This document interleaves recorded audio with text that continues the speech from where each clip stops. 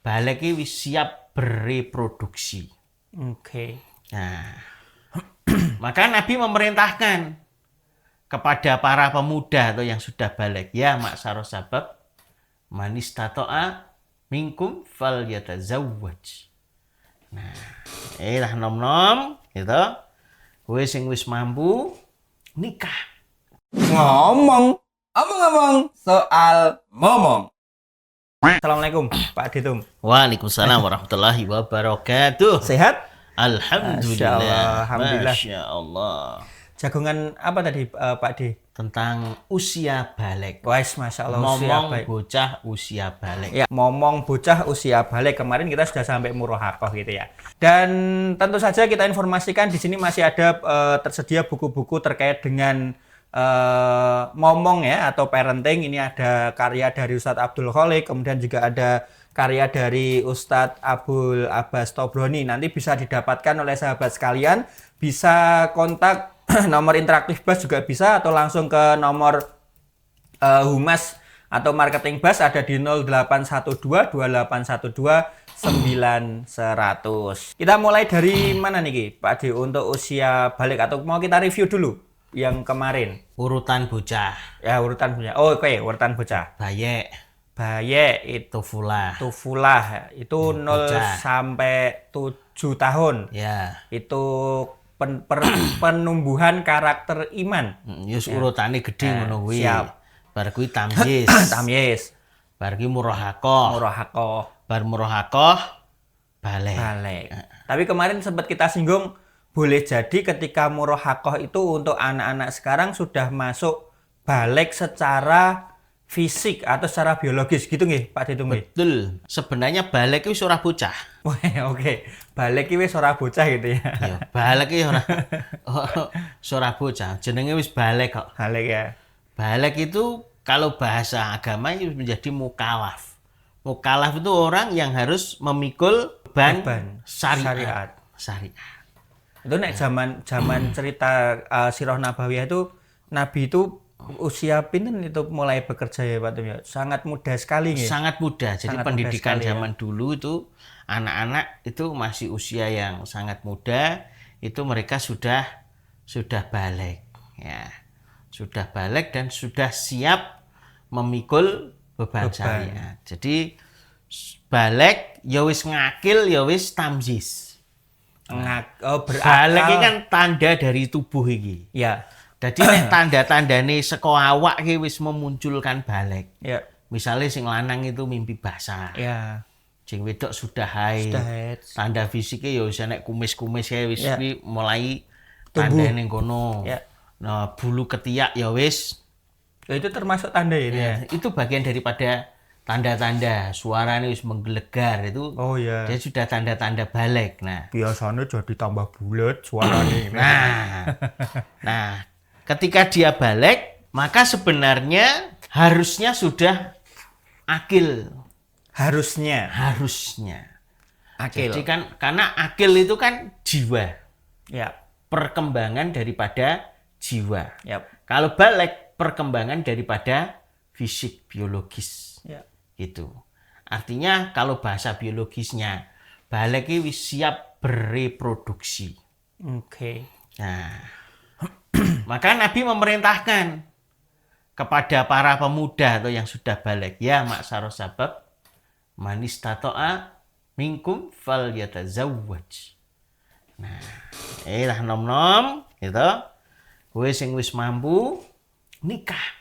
Karena kalau sudah balik itu sebenarnya mlebune wis dewasa, pemuda.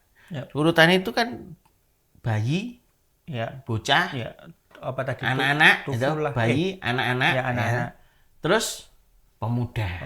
Aslinya gitu. Ya. Nah, sedangkan istilah remaja itu muncul di Indonesia pada tahun 60-an. Oke. 60-an. Karena bukan kata dari awal ya Pak dia. Bukan kata dari awal, karena di saat itulah ada hal-hal yang tidak sinkron, kebersamaan antara akil dan balik, sehingga ada masa transisi disebut remaja tadi. Anak usia 10 sampai 14 atau bisa jadi 8 sampai 14 itulah dia biasanya masa-masa terjadi balik. Ya. Meskipun di saat ini beberapa kejadian anak usia muda sudah balik. Pertanyaannya, itu kalau anak sudah balik, dia harus sudah mengantarkan sampai di mana standarnya. Sehingga tidak terjadi ketimpangan. Misalnya tadi, wis balik urung ngakil. Nek wis ngakil tapi urung balik, ora apa-apa malahan. Wis gitu. pinter, wis cerdas ya toh, Yap. wis ngerti hukum syariat ya toh. Ya. Tapi urung balik, malah ora apa-apa. Berarti jiwanya lebih cepat. Ya. Tapi sing dikhawatirkan tadi baliknya datang duluan, dia sudah harus memikul syariat ini Yap. duluan ya.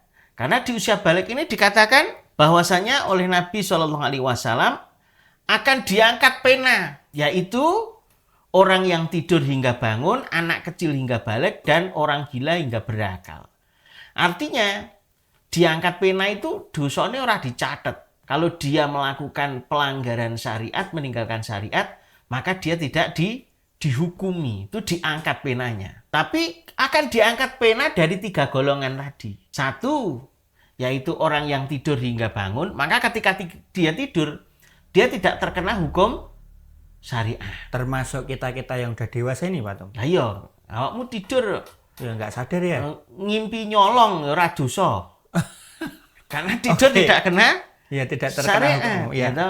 Yang kedua, itu anak-anak hingga dia Balik. Nah, yang ketiga, orang gila hingga sadar Ya. atau berakal. Hingga berakal. Gitu. Maka kalau kita pengen bebas dari syariat, dadi bayi, wong turu utawa dadi wong edan. Nah, telu-telune iki enggak Tidak terkena terkena syariat. syariat. Apa yang harus kuasai kalau ketika balik? Berarti dia harus satu, mengerti, memahami, mengilmui apa kewajiban dia secara syariat. Oke. Hmm. Pertama gue itu ya, memahami apa yang menjadi kewajiban dia Iya, hukum. atau syariat yang Iya. kena kepada dia tadi ya. Ya, dia harus sudah tahu. Kenapa? Kalau nggak tahu dia akan bingung. Maka menuntut ilmu sudah bagian daripada kewajiban dia, terkena kewajiban. Ini berarti masuk juga tadi ke orang yang ngomong atau pemomongnya tadi Iya, ya. jadi pemomong itu Harus dia tahu. harus tahu bahwa anak yang balik itu sudah diantarkan kepada beban pemahaman beban Syariat. syariat. Oke. Beban syariat apa sing paling penting ya? Syariat itu utamanya ya rukun Islam itu syariat. Oke, rukun Islam. Mas, rukun Islam. Apa yang syahadat, sholat, Ya, puasa gitu ya. syahadat, dia bersaksi Oke. ya toh. Sholat ya, wajib sholat iki. Yap. Nah, Rasulullah mengajarkan ya anak itu boleh dipukul 10 tahun ya karena di situ ada itu Beban adalah syariat. Biasanya umur-umur sekitar terjadi balik. Yap. Maka nek 10 tahun apa dikongkon sholat orang mangkat kon Gebuk. gebuk kan Iya. gitu. Meskipun yang terjadi tidak sampai gebuk karena persiapan biar tidak gebuk ini sudah Dimulai dikerjakan. sejak dini ya. Di budaya atau di kultur kita kan kadang hal seperti itu masih tabu nggak sih? Ya. Nah itu pripun ya maksudnya untuk memahamkan antara yang dimong dan juga yang ngomong gitu.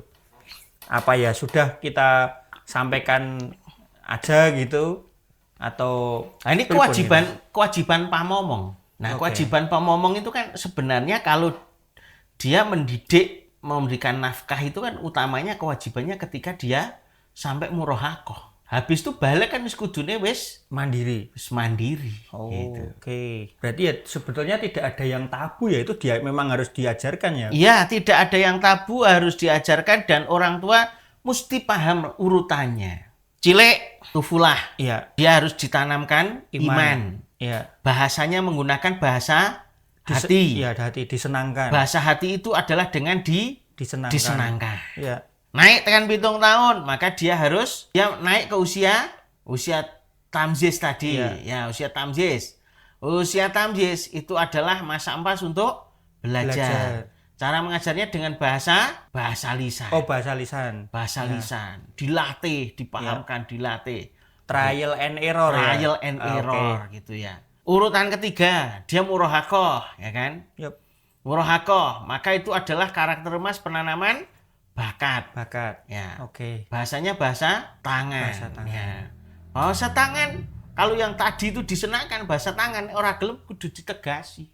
Kalau disenangkan terus keliru nanti. Dadine pemanjaan malah bisa menyesatkan anak. Bahasa tangan itu bukan maksudnya dengan fisik Ora bukan ya. dikepuki ora. Ya. Tapi disitulah dia dilatih Ya. bakatnya, kemudian dipahamkan, dilatih bakatnya lagi terus. Ya.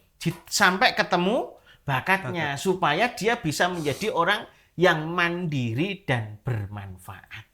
Maka pribadi balik yang harus dimiliki sebenarnya dua. Satu, berakhlak mulia. Berakhlak mulia itu gimana?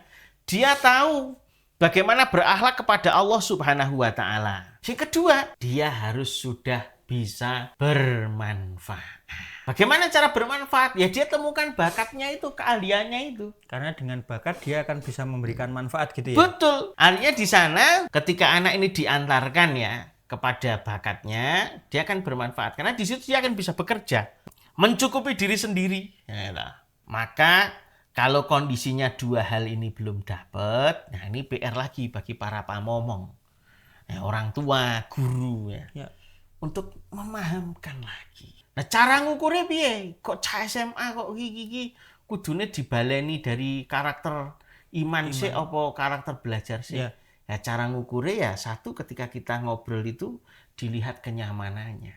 Oke, berarti tipsnya ya observasi tadi ya untuk objek ngomongnya tadi sampai mana gitu ya. Iya. Karena di dalam ngomong itu kuncinya adalah menguasai jiwa anak. Jiwa itu di sana ya ada emosi, ada spirit yang harus Tumbuhkan gitu ya. ditumbuhkan. Supaya orang tua ini tepat mengantarkan anak-anaknya sebagai tanggung jawab orang tua. Maka kalau laki-laki wayahe duwe bakat kerja wis rampung, istilahnya wis iso kerja, wis mampu kon ngantenan. Wis ngantenan ya wis dadi bapak, tanggung jawab dhewe. Lah anak wedok piye? Anak wedok kan memang jadi tanggung jawabnya orang tua. Meskipun di sana skillnya mesti kita ya bermanfaatnya kan mesti harus ditumbuhkan meskipun levelnya ini apa bidangnya beda. Ya. Nek wong lanangi kerja melindungi ya, beri manfaat, nek wong wedok melayani kan gitu. Ada tugas dan pokoknya sendiri gitu ya.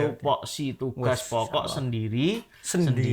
Ya kan tupoksi masyaallah. Kalau usia 14 tahun masih saja memiliki sifat minder atau belum percaya diri, pripun solusinya? Sudah melakukan pendekatan dengan Ananda, memberi saran agar pede atau percaya diri tadi, tapi belum berubah juga. Ngoten Mas Arif, jazakumullahu khairan wa barakallahu fikum. Ngoten Pak Dino. Masya Allah. Dari Bu Farida di Sragen. Bu Farida, di dalam dunia umum pemetaan bakat itu sifat minder atau introvert, Yes. tidak mau, tidak nyaman ketemu dengan orang, tidak nyaman tampil di hadapan orang, tidak nyaman dilihat orang, itu bagian daripada kekurangan di dalam pemetaan bakat secara umum. Tapi di dalam metode PKN, pendidikan karakter nabawiyah, minder atau introvert itu bukan sebuah kekurangan. Tapi disitulah dia bagian daripada kelebihan. Bakat. Jadi orang itu ada yang memang karakternya ekstrovert. Ada yang introvert. Ekstrovert itu senang ketemu orang, senang tampil. Ada yang introvert. Dia nggak senang ketemu orang. Nah, dua-duanya ini baik. Karena dua-duanya ini memiliki wilayah kerja bidang sendiri. Ya. Orang yang ekstrovert manggung, tampil, ngobrol ngene iki, tampil, dadi guru, gitu. Introvert, orang introvert dia kelebihan. Kenapa? Ketika dia itu tidak nyaman ketemu dengan orang, kan dia introvert tidak nyaman ketemu orang. Dia punya kelebihan sendiri. Dia ahli dengan bidang-bidang tertentu yang tidak ada hubungannya dengan orang. Contoh, editor. Butuh ekstrovert apa enggak? Enggak. Orang sih dong ngedit. Arep ngedit dulan ya toh. Lek kanca toh. anteng dia Iya, gitu. iya, iya. Situ biasanya dia lebih teliti. Karena memang nyamannya di situ. Iya, iya, iya. Orang tua kadang kan punya ekspektasinya begini Bu Farida. Pengen iki anake dhewe kaya anake wong-wong kae kan ngono. Iya, iya, iya, iya. Ya toh, wong kae iso tampil ya anake dhewe pengen iso Iya, iya. tampil. Wong kae anak iso ngimami, anak pengine awake dhewe ya iso ngimami Itu wong kalau- padha-padha mondoke. Kalau motivasi itu kalau yang lain bisa, kita juga bisa Iya, gitu ya. yang lain aja bisa padha-padha mangan sego napa kok ora iso kan gitu. Iya, iya, iya. Tapi ternyata orang itu dibawain oleh Allah bakat sendiri. Sendiri-sendiri. Betul. Nah, dibawain bakat sendiri-sendiri yang dia akan hebat pada bidang talentnya sendiri-sendiri tadi. Jadi tidak harus dipaksakan menjadi PD. percaya diri. Boleh sedikit disimpulkan, tapi mungkin ya ini sedikit masukan atau saran, tapi tidak 100%, nanti bisa di-cross check lagi gitu ya Pak Dino. Berarti tidak perlu dipaksakan untuk jadi PD-nya, tapi dicari di bidang introvertnya itu apa yang menjadi kelebihannya atau bakat maksimalnya gitu ya. Iya. Oke. Dan introvert itu pembagiannya ada 3. Oke, pripun niku? 1, dia introvert yang pemikir. 2, Iya. introvert yang perasa. 3, introvert yang bekerja sama. Introvert bekerja sama itu artinya introvert yang melayani. Ya, berarti kira-kira begitu nggih, Bu Farida nggih nggih. Berarti dilatih juga tidak apa-apa, tapi tidak sampai dipaksakan gitu ya Pak Dito. Iya. Lebih kepada tadi dicari bakat maksimalnya dari introvertnya tadi gitu ya. Jadi kalau dikasih standarisasi, Yap. di sana itu ada bakat, ada akhlak, ya. Kemudian ada satunya lagi yang di bawahnya akhlak itu adalah yang memang di bawahnya lagi. Nah, minimal hal-hal yang memang bukan bakat ini sampai kepada akhlak. Akhlak itu terstandar gitu. Ya, baik lah ya gitu ya. Saya dulu punya saudara, Mbak sepupu. Itu satu kakak beradik itu kalau ada tamu, dia tuh masuk kamar. Yap. Setiap ada tamu siapa saja, meskipun tamunya itu adalah saudara, malu dia tuh masuk kamar. Tapi dengan berjalannya waktu, sekarang jadi seorang guru. Oh, Masya Ya, Allah. ternyata introvertnya ya bisa berubah. Ini kan tadi kelas berapa? Kalau usia 14 tahun. Usia 14. Usia 14 itu berarti SMP ya? SMP ya. SMP. Jadi untuk Bu Farida, saran dari kita ya cukup anak itu kita temani. Sampai di ranah wajar lah ya gitu ya. Iya. Dan kemudian dicari lebih kepada bakatnya gitu ya. Ya, karena anak itu sebenarnya mendidiknya itu cukup kita temani. Kita itu hadir, kasih sayang kita, perhatian kita itu hadir. Nanti dia akan tumbuh sendiri. Karena konsep dasarnya setiap kita itu sudah dibekali oleh Allah ya Pak Ya, Dum. kullu mauludin yuladu alal fitrah. Semua anak yang lahir sudah membawa fitrahnya masing-masing. Fitrah itu di sana tafsirannya macam-macam. Yap. Bisa fitrah itu tafsirannya adalah Islam, ya. Fitrah ini adalah mengakui Allah sebagai Tuhan. Fitrah ini dia memiliki iman. Fitrah ini dia memiliki potensi yang dia bawa yang Allah berikan sebagai fitrah alamnya dia. Ya. Itu mungkin kira-kira Pak Dum ya. Untuk Bu Farida nggih. Bu Farida. Jazakumullah Bu Farida. Amin amin. Mugi-mugi ada gambaran menjadi salah satu referensi. Yes, menjadi referensi juga gitu. Dari Pak Le kita ini. Pak Leropat. Oke, Pak Leropat. Kita ini menerapkan bahasa cinta, bahasa lisan, dan bahasa fisik dalam kurung tangan dengan tipe belajar seorang anak nih. Wah, ini teknis nih berarti Pak Ditung. Teknis ya. Ini. Coba nih Pak Ditung. Penerapan bahasa cinta, lisan, dan fisik dengan tipe belajar seorang anak. Bahas bahasane sih, apa tipenya anak sih? Dari tipe anak kali lebih mudah ya Pak Tipe Ditung. anak. Nah, tipe anak itu kalau dari teori diferensial. Yap. Apa kuwi? Teorinya apa? Diferensiasi. Teori Oke. diferensiasi. Perbedaannya? Itu yang mengatakan bahwa anak itu modalitas belajarnya ada audio, visual, dan kinestetik. Oh ya, oke. Nah. Ya, ingat. Ini kita pernah sempat singgung juga Ya, di tiga episode ini ya. sebelumnya. Nah, maka dia Yang visual seneng melihat hal yang bagus. Yes. Hadiah. Audio tuh seneng dilem. Ya. Ya, atau seneng dipuji, seneng disanjung. Ya. Yang kinestetik seneng jak dolan bareng. Ya. Jalan-jalan ini. Jalan-jalan, renang bareng, aktivitas fisik. Ya. Nah, ini tiga-tiga kan punya tadi. Yap, visual, audio, kinestetik. Nah, sekarang dari segi bahasa. Oke. Bahasa cinta dulu. Adalah kan disenangkan atau anak itu dikagumkan supaya dia terpesona. Oke. Nah, meskipun semua orang tua itu pasti sayang sama anaknya. Yap. Cuma cara penyampaian komunikasi sayang kadang-kadang tidak dengan bahasa yang tepat, sehingga sayangnya orang tua itu dipersepsikan atau ditompo salah karo anak, salah paham, salah tompo. Nah, maka dalam kita membahasakan cinta, ini mesti kita kuncinya adalah ketulusan. Satu, ketulusan. Dua, bisa jadi berjalannya adalah secara alamiah. Yap. Begitu. Itu bahasa cinta. Karena kalau sudah bahasa cinta berhasil, maka anak ini akan jadi cinta dengan bapak. Nek wis cinta dadi nurut. Cara-carane wong Jawa ngomong kecekel atine. Tapi nek urung kecekel, dikongkon jengkel, diseneni serik, lara ati, mutung, dendam kan ngono. Nah, nek wis dia cinta, apa yang kita cinta dia kerjakan, apa yang kita ajarkan dia pahami. Cinta, maka kita melatihnya. Oke. Di situ kalau orang tua sudah mempelajari, maka sangat penting saya sarankan orang tua untuk belajar ini, mengikuti sekolah orang tua hebat. Oh ini. Ayo baca buku-bukunya itu kan seri sekolah orang tua hebat. Supaya bahasanya lebih tepat. Ini membantu orang tua. Betul. Membantu orang tua dalam berkomunikasi tadi biar sukses komunikasinya itu. Ini ada ensiklopedia pendidikan anak, ada pendidikan karakter nabawiyah sampai tafsir Bakat ini ya. Ada semua.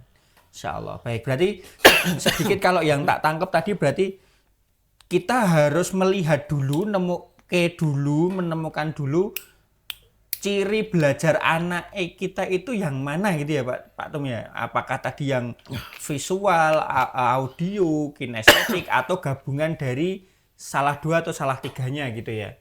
Kemudian baru digunakan bahasanya tadi atau pripun? Bahasanya dulu. Oh, bahasanya jadi dulu. Jadi nek klik nanti model belajar itu kan kita tinggal nungguin. Oh. Anak itu nggak harus diajari.